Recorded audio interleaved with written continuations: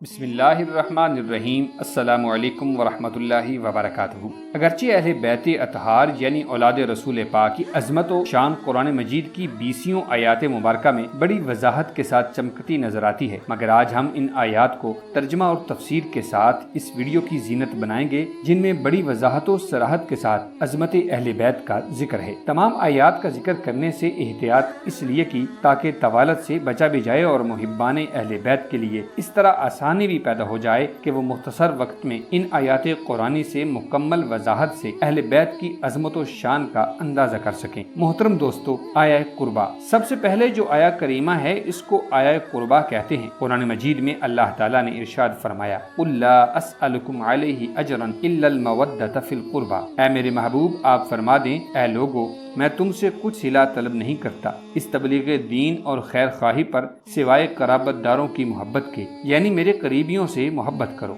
حضرت عبداللہ ابن عباس رضی اللہ عنہ فرماتے ہیں کہ ہم نے حضور صلی اللہ علیہ وسلم کی بارگاہ میں عرض کیا، یا رسول اللہ، آپ کے جن قریبیوں کی محبت ہم پر لازم قرار دی گئی ہے وہ کون خوش نصیب ہیں؟ آپ علیہ الصلوۃ والسلام نے فرمایا، علی، فاطمہ اور ان کے دونوں بیٹے ہیں۔ نمبر 2، آیا مرداد۔ امام راضی رحمۃ اللہ علیہ فرماتے ہیں کہ حضور سید عالم صلی اللہ علیہ وسلم جب سیدنا علی المرتضیٰ کرم اللہ وجہہ الکریم کو اپنے بستر مبارک پر سلا کر چلے گئے تو اللہ تبارک و تعالی نے جبرائیل و میکائیل علیہم السلام سے فرمایا کہ دیکھو، علی میرے حبیب محمد صلی اللہ علیہ وآلہ وسلم پر جان فدا کر رہے ہیں، جاؤ جا کر ساری رات اس کی حفاظت کرو۔ چنانچہ حکم الہی سے دونوں فرشتے آئے، جبرائیل علیہ السلام سر کی طرف اور میکائیل علیہ السلام پاؤں کی طرف کھڑے ہو گئے، اور جبرائیل علیہ السلام بآواز بلند اظہار مسرت کرتے ہوئے کہتے تھے، اے علی ابن ابی طالب، آج تیرے جیسا کون ہے؟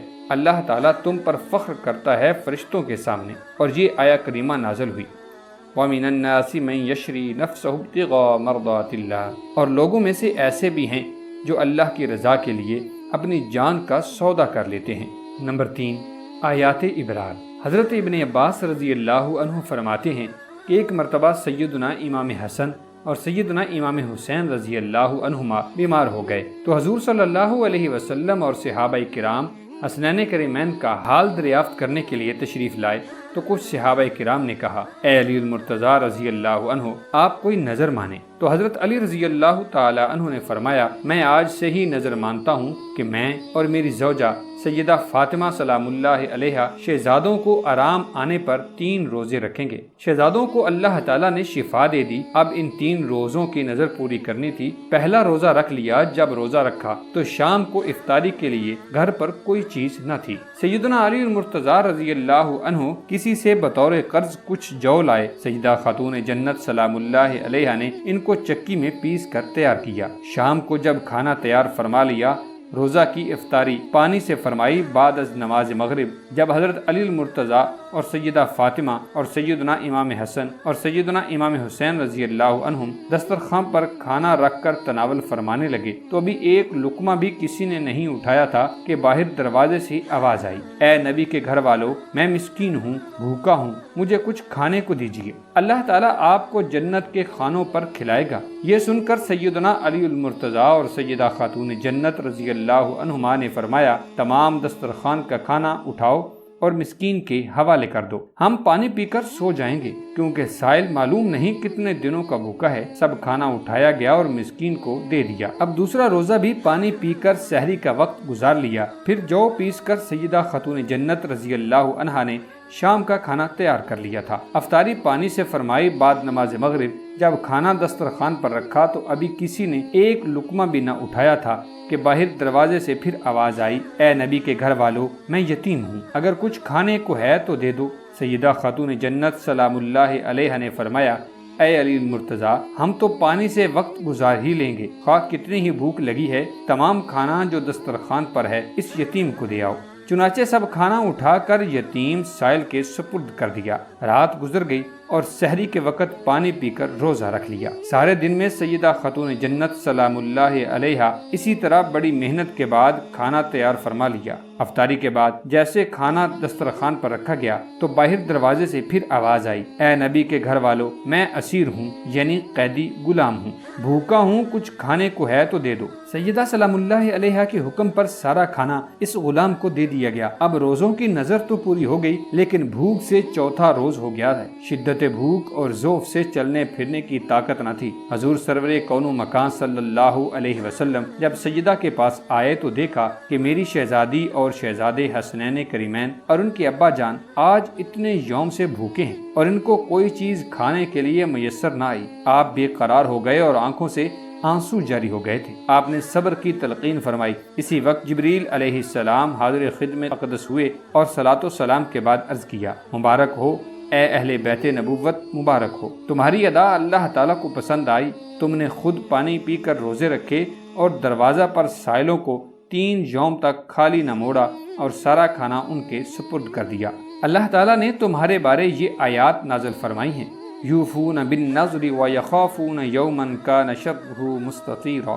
یہ لوگ نذریں پوری کرتے ہیں اور اسی دن سے جس کی سختی پھیل رہی ہوگی خوف رکھتے ہیں۔ وَيُطْعِمُونَ الطَّعَامَ عَلَى حُبِّهِ مِسْكِينًا وَيَتِيمًا وَأَسِيرًا۔ اور باوجود اس کے ان کو خود کھانے کی چاہت ہوتی ہے، مگر فقیروں اور یتیموں اور قیدیوں کو کھلاتے ہیں۔ آیا تطہیر۔ ایک دن فاطمہ زہرا سلام اللہ علیہ رسول اللہ صلی اللہ علیہ وسلم کے لیے غذا لے کر آئیں۔ اس دن رسول اللہ نے اپنی بیٹی کی تعظیم کی اور فرمایا، جاؤ میرے چچا زاد بھائی علی اور میرے بچوں حسن و حسین کو بھی بلا لاؤ تاکہ ہم مل کر کھانا کھائیں۔ کچھ دیر بعد علی فاطمہ حسنین کا ہاتھ تھامے ہوئے رسول اللہ کی خدمت میں حاضر ہوئے۔ اسی وقت جبرائیل آیہ تطہیر لے کر نازل ہوئے اور کہا، انما یرید اللہ لیذھب عنکم الرجس اہل البیت ویطہرکم تطہیرا۔ اے پیغمبر کی اہل بیت، خدا تو بس یہ چاہتا ہے کہ تم کو ہر طرح کی برائی سے دور رکھے۔ جو پاک اور پاکیزہ رکھنے کا حق ہے ویسا پاک و پاکیزہ رکھے۔ ام سلمہ کہتی ہیں کہ رسول اللہ نے مجھ سے فرمایا کہ سائے خیبری لے آؤ۔ یہ ایک بڑی ابا تھی۔ رسول اللہ صلی اللہ علیہ وسلم نے علی کو اپنے داہنی طرف، سیدہ زہرا کو بائیں طرف اور حسن و حسین رضی اللہ عنہم کو زانوؤں پر بٹھایا اور یہ آواز سب پر ڈال دی۔ اپنے بائیں ہاتھ سے ابا کو سختی سے تھاما اور سیدھا ہاتھ آسمان کی طرف اٹھا کر 3 بار فرمایا، خدایا یہ میری اہل بیت اور میرا خاندان ہے، جیسا کہ تو نے وعدہ کیا ہے، ان سے ہر طرح کی برائی کو دور رکھ اور انہیں پاک رکھ۔ میں اس کے ساتھ جنگ کروں گا جو ان کے ساتھ جنگ کرے گا، اور ان سے میری صلح ہے جو ان سے صلح رکھے گا، اور دشمن ہوں اس کا جو ان سے عداوت رکھے گا۔ آیہ مباہلہ۔ مباہلہ ایک مشہور واقعہ ہے جسے سیرت ابن اسحاق اور تفسیر ابن کثیر میں تفصیل سے لکھا گیا ہے۔ نبی کریم صلی اللہ تعالی علیہ وسلم نے نجران کے عیسائیوں کی جانب ایک فرمان بھیجا جس میں یہ 3 چیزیں تھیں، اسلام قبول کرو، یا جزیہ ادا کرو، یا جنگ کے لیے تیار ہو جاؤ۔ عیسائیوں نے آپس میں مشورہ کر کے کچھ خاص اشخاص کو حضور علیہ الصلوۃ والسلام کی خدمت میں بھیجا۔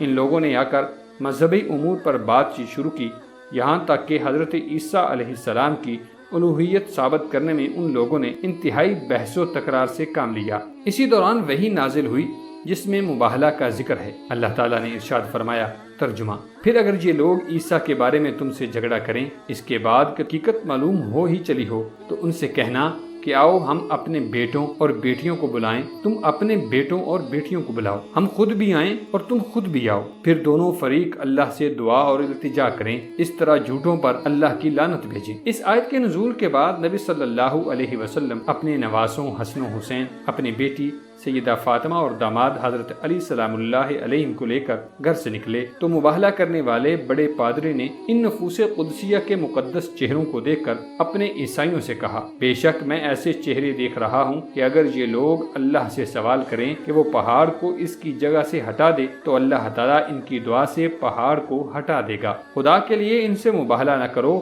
ورنہ ہلاک ہو جاؤ گے اور روئے زمین پر قیامت تک کوئی عیسائی باقی نہ رہے گا۔ پس انہوں نے کہا، اے ابو القاسم، ہم آپ سے مباہلہ نہیں کرتے، آپ اپنے دین پر رہیں اور ہمیں اپنے دین پر رہنے دیں۔ آیہ صدقہ۔ حضور صلی اللہ علیہ وسلم کی بارگاہ اقدس میں بعض مالدار لوگ حاضر ہو کر غیر ضروری باتوں میں بحث شروع کر دیتے تھے، جس سے دوسرے لوگوں بالخصوص فقراء اور مساکین کو آپ سے بات کرنے کا موقع کم ملتا تھا۔ حضرت علی المرتضیٰ رضی اللہ عنہ کو یہ بات ناگوار گزری تو عرض کیا، یا رسول اللہ صلی اللہ علیہ وسلم، کیا ہی اچھا ہو کہ کہ ان مالداروں پر کچھ صدقہ لاگو کر دیا جائے کہ جب بھی آپ سے کوئی بات کرنی ہو کچھ نہ کچھ صدقہ کریں تاکہ اس صدقہ سے غرباء کی مدد ہو جائے، اور جو آپ سے ان کو بات کرنے کا موقع کا ملتا ہے اس طرح ان کی دلجوئی بھی ہو جائے گی۔ آپ صلی اللہ علیہ وسلم نے فرمایا، اے علی تو نے سچ کہا، لیکن میں ان پر کوئی ایسا حکم اس لیے نہیں لگا رہا کہ ان کی دل آزاری نہ ہو۔ کچھ دیر بعد آیہ صدقہ نازل ہو گئی، یا ایھا الذین آمنوا اذا ناجیتم الرسول فقدموا بین یدی نجواکم صدقہ ذالکم خیر لکم واطہر، اور اس میں وہی حکم اتار دیا گیا جس کے متعلق حضرت علی شیر خدا نے عرض کیا تھا۔ ارشاد فرمایا، اے ایمان والو، جب تم میرے رسول صلی اللہ علیہ وسلم سے کوئی راز و نیاز کی بات کرنا چاہو تو بات کرنے سے پہلے صدقہ دے دو، یہ تمہارے لیے بہتر اور بہت پاکیزہ ہے۔ ناظرین گرامی، جب یہ حکم نازل ہوا تو آپ صلی اللہ علیہ وسلم نے فرمایا، اے علی، اللہ تعالیٰ نے تیری خواہش پوری کر دی اور پابندی لگا دی ہے کہ بغیر صدقہ کے حاضر نہ ہوں تاکہ غرباء کی امداد ہو سکے۔ حضرت علی رضی اللہ تعالی عنہ نے فوراً اس حکم کی تعمیل کرتے ہوئے صدقہ پیش کر کے آپ سے بات کی اور 10 مسئلے دریافت کیے۔ اس کے بعد اگرچہ یہ حکم منسوخ کر دیا گیا تھا کیونکہ بعض غرباء مجبور ہو گئے تھے، اس لیے حضرت علی کرم اللہ وجہہ الکریم نے فرمایا، قرآن کی ایک ایسی آیت ہے جس پر مجھ سے پہلے کسی نے عمل نہ کیا اور نہ ہی میرے بعد کوئی کر سکے گا۔ ویڈیو اچھی لگی ہو تو لائک کرتے ہوئے چینل کو سبسکرائب کر لیجیے گا۔